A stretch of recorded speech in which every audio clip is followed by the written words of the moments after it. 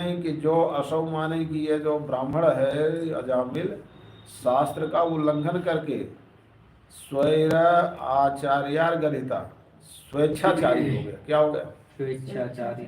आचार्य गृहीता कहते हैं जो आचार्य के द्वारा कहते हैं ये गर्हित है, निंदित है, यानी महापुरुषों के द्वारा जो निंदित है, ऐसी जो है शास्त्र का उल्लंघन करके स्वैराचारी स्वेच्छाचारी हो गया।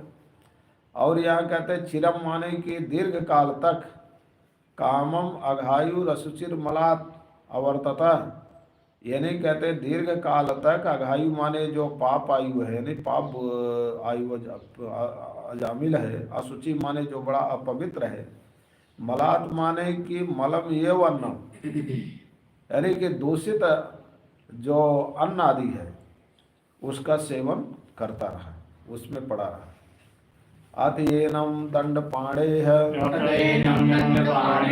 सकाशम कृत किल्बिषम नेष्यामो कृत निर्वेशम यत्र दंडेन शुध्यति।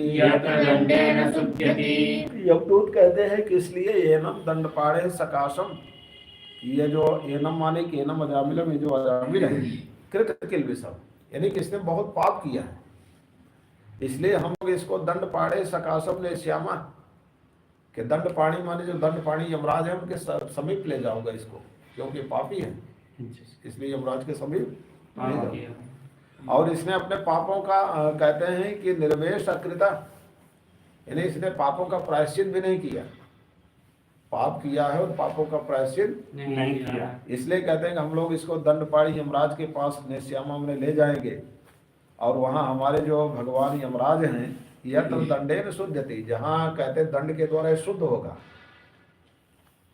ये जो नरक में अनेक प्रकार के बताया ना कि नरक में अनेक यातनाएं दी जाती है, ये शुद्धि के लिए है। किसके लिए? शुद्धि के लिए।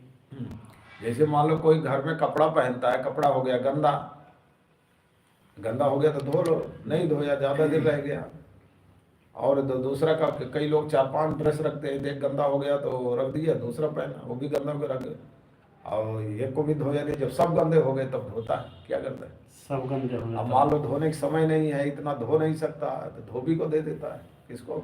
धोबी। अब धोबी जो है धोबी घाट पर कपड़े की कैसे धुलाई करते हैं तो पता है कैसे करता है, पटक पटक कर डंडे से पीट कर पटक पटक कर, वो पत्थर उत्थर होता है उसमें करता है। तो वैसे जो है कि ये भगवान ने हमको जो शरीर रूपी कपड़ा दिया है, चदरिया झीनी रे झीनी, ये चदरिया है, चादर है, भगवान ने हमको जो दिया एकदम साफ सुथरा, कोई इसमें कलंक का दाग नहीं है।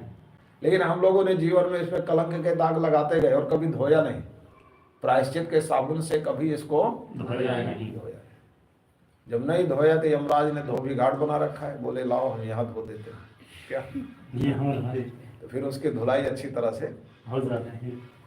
अगर यहीं पर जो है कि धो दो उसको, प्रायश्चित के साबुन से धो दो, तब वहाँ जो है कि यमराज के धोबी घाट पर क्यों जाना पड़ेगा? ये प्रायश्चित एक साबुन है। क्या है? साबुन। उस प्रायश्चित के साबुन से इस तन रूपी वस्त्र को जो इसमें दाग लग गए हैं अनेक कलंकों के, इसको धो, नहीं धोगे तो यमराज कहते हैं हमारे यहाँ धोबी घाट तो है, चिंता मत करो, बढ़िया से धुलाई, बढ़िया से धुलाई हो जाएगी। हाँ। तो कहते दास कबीर जतन से ओढ़ी ज्यों की त्यों रख दीनी चदरिया जी। तो कहे जैसे कबीर दास जी कहते हैं भगवान ने जैसे हमको दिया था वैसा ही हमने साफ सुथरा रख दिया, इसमें हमने कोई दाग होगा नहीं लगाया, या तो इतना वो रहे, नहीं तो लगा है तो मैं इसको धो।